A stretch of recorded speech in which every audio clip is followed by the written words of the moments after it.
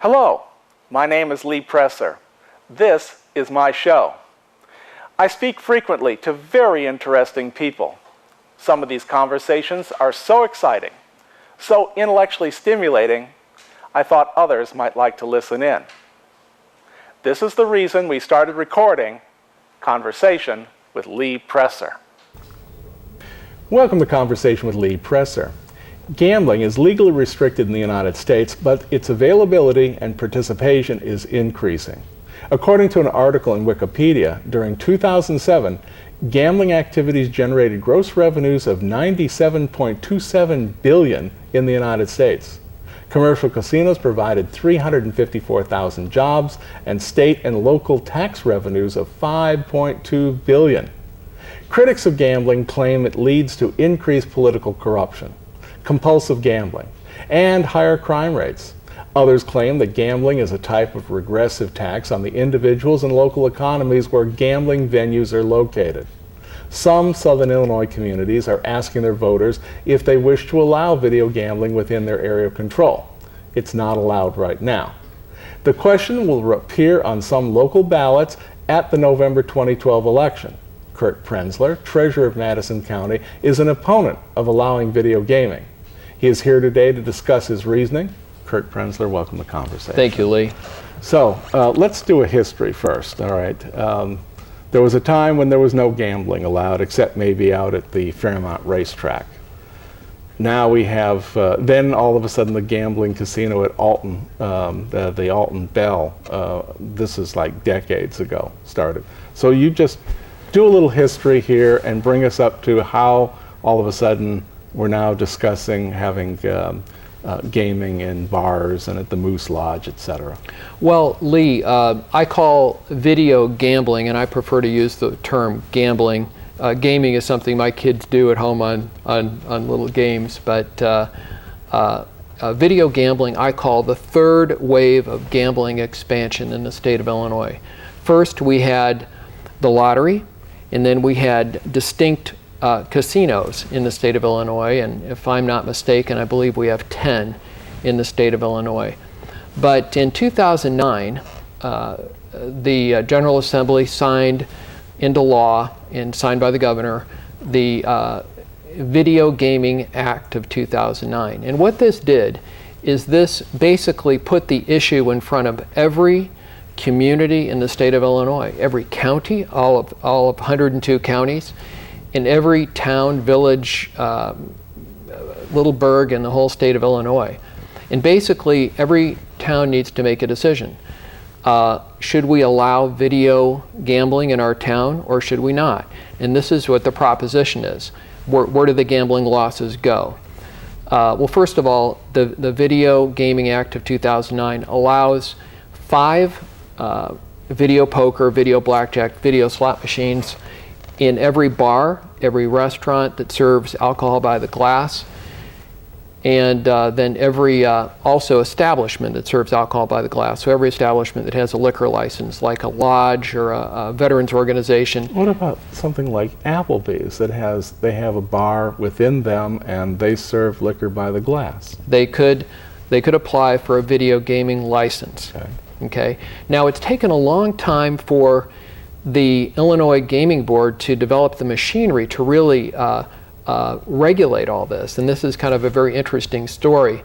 But let me back up before I say that in terms of where the money goes. So every establishment in the state of Illinois would have the right to apply for a video gaming license. And again, that's dependent upon whether the town says that they want to take, they're in or out of this video gambling. Okay. I was just going to ask you, who do you say apply to, but who are they applying to? The Illinois Gaming Board. So it's the state organization? Yes, it is. It's a state. So they apply to the state. So with your example with Applebee's, they would have the right with a liquor license. If they're in a town that allows video gambling, then they would be able to apply to the state of Illinois for a video gaming license, okay? And they would be able to have 5 machines. And these are video blackjack, video poker, video slots. This is what you hear advertised on the radio. And so this was a huge expansion in terms of number of establishments and locations where you could gamble in the state of Illinois. Keep in mind that we do have the lottery, and lottery tickets are sold many different places. And then we have 10 distinct locations, I think it's 10, where we have casinos in the state of Illinois. But when this law was passed, we had 45,000 possible locations, establishments in Illinois, where these establishments could, if their counties or if their cities agree, they could apply for a video gaming license. So where do we stand statewide? We actually are not dealing with 45,000 possible locations. We're dealing with probably about 15,000. Why? Because the city of Chicago has a ban against video gambling that they have kept in place. Unincorporated Cook County, and then about 2/3 of the suburbs have said no to this proposal. And the proposal, again, to you as the city council is essentially the gambling industry is saying, would you allow us into your town? We will give you 5% of the gambling losses to you as additional tax. So, for example, a proposal that was made to Collinsville, to put this in concrete terms, was that Collinsville, you can get an additional $300,000 of taxes. Sounds pretty good. Well, that means that that comes out of gambling losses, which are generated by the video gambling machines in your town of $6 million. So the way that the money divides up again, 5% goes to the city, 25% goes to the state. The state wrote the law, so they get 25%. 35% to the owner of the bar or the restaurant, and 35% to the owner of the machines. So it's a little complicated. So they're saying that there's going to be enough gambling going on in Collinsville at these various bars and restaurants where there's machines, if this were to pass. I understand this was an estimate. That people would lose $6 million a year so that Collinsville could get $300,000 out of it? This is an estimate that was given to Collinsville, and of course that's dependent upon, it's just an estimate, and it's an estimate, it's an estimate. That's dependent upon how many bars and restaurants would actually try to get a license. So in Collinsville, the city council said, you know, we're not going to say yes, we're going to have an advisory referendum on the ballot on November 6th. Glen Carbon, their city council said no, 5-1, but then they also agreed to put an advisory referendum on the ballot for November 6th. And then there also is an advisory referendum on the ballot in Belleville on November 6th. So there are 3 Metro East communities that I know of that have referendums on the ballot on November 6th. Belleville, Collinsville, and Glen Carbon. Mm-hmm.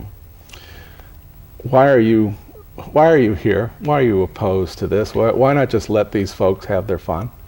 Well, as county treasurer, I think what does a county treasurer do? We send out the tax bills. We don't determine the taxes, but county treasurers send out the tax bills, and then we collect the taxes. And many people, of course, ask me, why are the taxes so high? But I do think that I have something to say in terms of the proper way to gather tax money. And let's just go back to that Collinsville example again. Collinsville certainly would like to have an additional $300,000. But on the other hand, the rest of the story, as Paul Harvey would say, was that the estimate given was that in order for them to get $300,000, the machines, the gambling machines in their community would have to result in gambling losses of $6 million. Mm-hmm. And so here, let's just back up a step. And some people say, you know, Kurt, you're just a goody two-shoes and you're just trying to shove your morality down our throat. Well, let's step back just a second and say, let's just assume for one moment that Collinsville does need an additional $300,000 of taxes. Then the question is more basic. What's the best way to collect tax revenue? Is it the right way to have your people in the community lose $20 in gambling losses in order for you to recoup $1 of taxes? And again, those are the statistics. The city gets 5%. So I know Maryville took a look at this, and the city council, I think, voted 7-0 to reject video gambling. And their thinking was, we have the responsibility to pay for the police and the law enforcement in Maryville. Mm-hmm. And we do, and experts on gambling have indicated that, there is some crime that results sometimes with people that lose money and these sorts of things. And they just felt from that point of view that the 5% that they would be getting, the 5% of the gambling losses would not be enough to cover their additional law enforcement needs. Then you have the other situations outside the city government, and that is people who lose money through gambling oftentimes are going to show up at the food pantry. So in order to get a little bit more money of taxes, it doesn't, to me, make sense. This is the wrong way to collect tax revenue. And I would say that, interestingly enough, the statistics in Madison County are that every year my office sends out $370 million of tax bills. And I can tell you that the cost of the treasurer's office, the county clerk's office, the supervisor of assessments, the board of review, all the township assessors is clearly less than 1% of the amount collected. So that's a very efficient way to collect taxes. Now, we don't like taxes, but it's an efficient method of collecting taxes. And so our cost of collection is less than 1% of the amount collected. But this is starkly in the reverse of that. I would say with sales taxes too, that the method of collection, the collection cost is a very small percentage of the amount collected. In this case, you're causing your community to lose $6 million in gambling losses in order to recoup $300,000. And it doesn't stop there. Let's say that in Collinsville, those are sales that are lost. And let's say the 1% sales tax that would go to Collinsville. So yes, they're getting an additional $300,000, but they're losing $60,000 in sales taxes. Their businesses have lost sales, so they would have less profits in their and this is money that would be lost in gambling that people would not have to buy food or athletic socks, or go to Walmart, or go pay rent, and all these things you can imagine for yourself. There is the addiction component, and so I think those are some of the reasons. Now, I will say that this kind of came upon us in a rather unexpected way. I didn't really learn about this issue until late July. I was surprised that a number of communities in the Metro East, it got passed through the city council with not much public notice. It was passed through in Granite City. It was passed in Pontoon Beach. Interestingly enough, it was passed in Bethalto in early July. And then the community started to learn about it, and they lobbied the city council. And 2 months later, in early September, the Bethalto City Council voted to make video gambling illegal in Bethalto. Was there some sort of a salesman going through the neighborhood selling? Is this why all of a sudden these communities have suddenly started moving on this? I mean, this didn't obviously just come out of the clear blue. Well, it's very interesting. Something must have started this, where all of a sudden these various communities started talking about it. I'm not fully understanding of all of that because I wasn't at these city council meetings, but this law was passed in 2009. And from what I have heard, it was very comical. The Illinois Gaming Board was basically, their reaction to this was, well, we have the responsibility right now of supervising 10 casinos. Now you want us to supervise 45,000 possible video gaming locations in the state of Illinois? And of course, mercifully, unincorporated Cook County said no, the city of Chicago said no, 2/3 of the suburbs said no. So that reduces then the amount of possible locations in the state of Illinois down to about 15,000. But I understand they've had to create a big bureaucracy in Springfield to manage all this. And in fact, right now, here we are 3 years later, in 2012, and they're just starting to do the testing at a few locations in I think up north in the Chicago area. I was just going to ask you, are there many places that have this video gambling now? And did you just say no? There are not many places? No, at this point there are 15,000 possible locations. No, I'm saying actually are doing this business right now that have these machines and people are putting their money in it. Well, the specific information, people can go to the Illinois Gaming Board website, and I don't have that actually site address, but just do a Google search and find it. Illinois Gaming Board, and I think they have the list, and they update it every day in terms of how many establishments have applied for a license and how many have actually received a license. The last time I looked, which was probably about a week ago, I think there were 3 locations in Madison County that actually have received a license, and I think there were probably about 90 that have applied. So we're still in the very beginning stages of this, and in the Metro East area, I'm unaware of any operating location. But I would say within the next couple of months or by the end of the year, people will be able to go in some locations and actually see these machines in operation. And again, every establishment is limited to 5 video gaming machines. Now, your religious, morality, goody two-shoes, you mentioned these things. Is that what this is about, or the other part that you said, which is this is not the right way to collect revenue, from your perspective? Well, I think both. I think that for people, when they say that that you shouldn't legislate morality, I think that there's morality involved in all legislation, and I think that.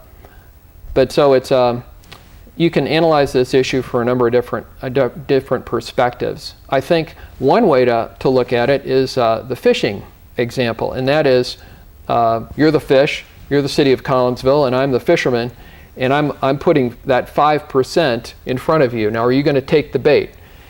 I think that this is really the clearest example for these cities, because you're really weighing the benefit. You're weighing the benefit of 5% of the estimated gambling losses from video gambling with, that's the benefit to the city, with then, you know that, and again, the Collinsville example, we're going to have gambling losses of $6 million. And what does that really mean to the community? What does that mean? Does that mean divorces? Does that mean suicide? Does that mean on the way home someone loses their paycheck? And what kind of a stress does these people, where do these people go? Of course, they're going to go somewhere. They're going to, it may turn up as a crime statistic. It may be that they're at the local food pantry or a church or at an agency. And so it's, there are professors that have really done, there's a very interesting little segment, and I know, Lee, you have a fine show, but you're familiar with 60 Minutes? Yes. Okay, and I love these local issues. I'm very passionate about local issues, and that's why these forums are so valuable. But 60 Minutes, you could go and Google 60 Minutes video gambling, and Leslie Stahl was the reporter, and she did a very, very outstanding segment. One thing about video gambling is these machines are extremely high tech, and they are, some people say that they are called the crack cocaine of the gambling industry. You get a lot of very quick responses, and there's a woman out east at a Northeastern university by the name of Natasha Schul who has done research in this in terms of, but these machines are very, very sophisticated, and they're fun to play, and they give you a lot of feedback. And so there is that addictive component to this. And you're also locked in with a machine, a video, and evidently there are other video games that are not gambling that are also very addictive. So there is that component of this that some people may be able to play with this and have fun with it, but there are those folks, and I've heard statistics anywhere from 3 to 6% of people end up addicted. And well, you have only to go back and look at Pac-Man and some of the other, even early video games, which you didn't get any money back. But how many quarters were, and then it became 50 cents. And that's when quarters really were quarters. Right, and they were just pumping these things in, and it was simply for the pleasure of playing this. So you add in the possibility you might get a few bucks back. Now people are definitely addicted. I could make some outrageous statements, and I will, because I'm not the politician. You know, I mean, if you're looking to raise revenue and you don't care about morality, let's just start selling marijuana. I'll bet you could make a whole lot more tax money for the city selling marijuana legally right there and taxing it, or crack, or cocaine, or heroin. I mean, these are all addictive drugs, and perhaps people would say, oh, Lee, you're really off the deep end now, talking like, comparing drugs to gambling. But it's just a matter of degree. I mean, governments, I strongly agree with you. I think governments, they really have to be careful what it is that they're trying to accomplish. What example are they trying to set for the public? Well, Lee, it's fascinating how this is happening this summer. This is a very, very current topic. In fact, I think last Monday night, Swansea made a decision, and the city council locked up 3-3, and the mayor voted to say no to video gambling. He broke the tie. Tuesday night, this was up in Godfrey. The city council locked up 3-3, and the mayor cast the vote to say yes to video gambling. We've seen that Bethalto voted yes unanimously in early July, and then in early September voted unanimously no. I know there's a major group of at least a dozen pastors in Granite City and Pontoon Beach that are lobbying their city councils to reverse their decision. Again, we said that in Maryville rejected it, Glen Carbon rejected it, but there is an advisory referendum on the ballot. Collinsville, there's an advisory referendum. Troy voted 4-2 yes to video gambling. In Highland, they voted early before I was aware of the issue, I think earlier this year, they voted yes. Unincorporated Madison County, it's legal in unincorporated Madison County because they had a pre-existing ordinance that said video gambling is illegal except as made legal by state law. So state law made it legal. So in unincorporated Madison County, video gambling is now legal.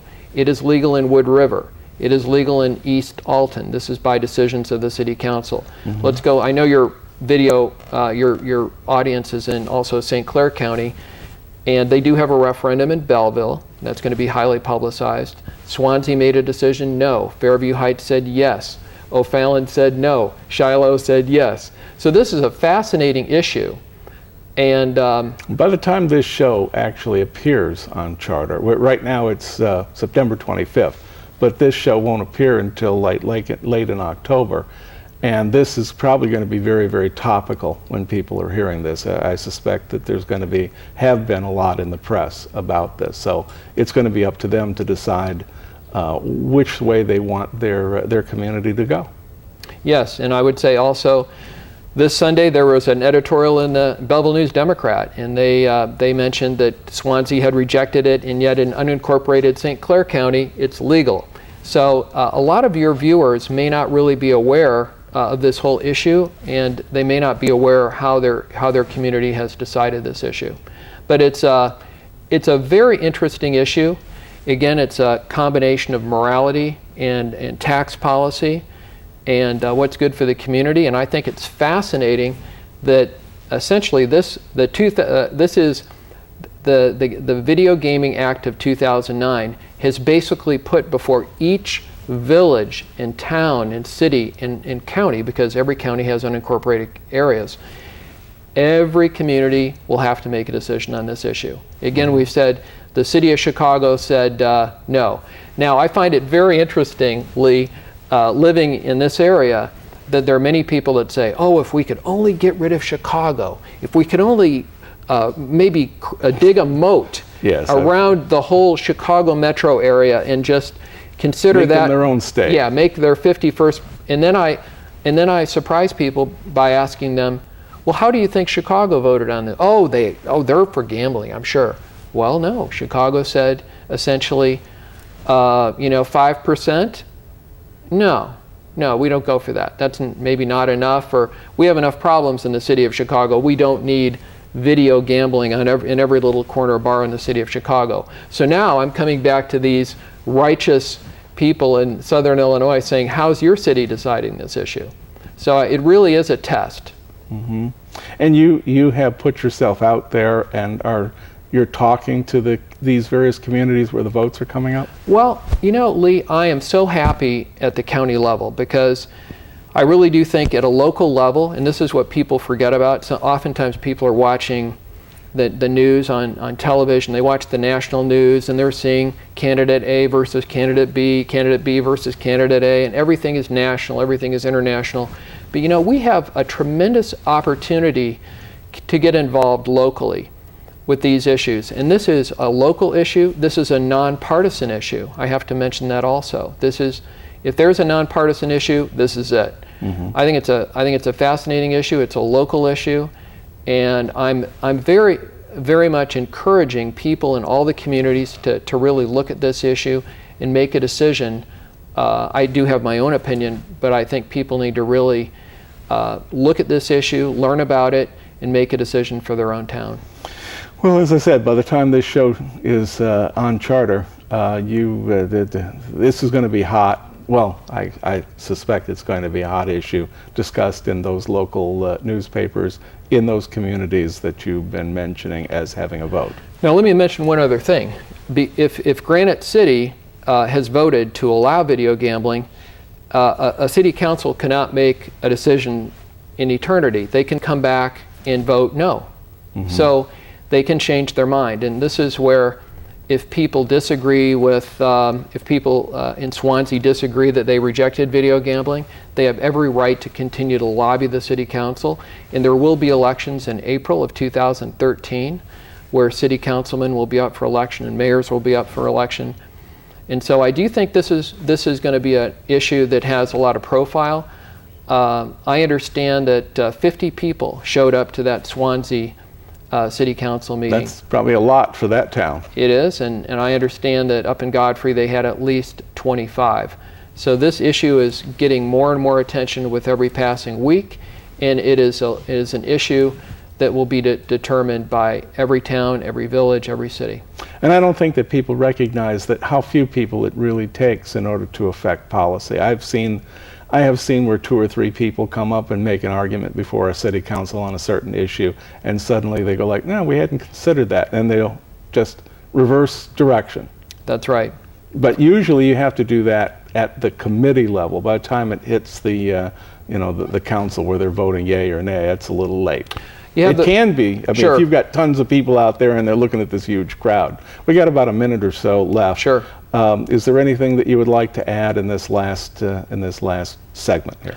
No, I would like to make my phone number available to people and my personal cell phone if they want to call me. This is a political issue, and so people could certainly call me at the treasurer's office, but I would immediately say this is a political phone call, and we need to do this after hours. So the one that's on the screen, don't call there. I would say for this issue I have a better number, and that's my own personal cell phone number, and that would be 618-514-2599. Say that again? 618-514-2599. And the email you want them to use? My email that's on the screen, I believe, is kprenzler@charter.net. That's my personal email. So viewers should feel free and to ask me questions. I'm not the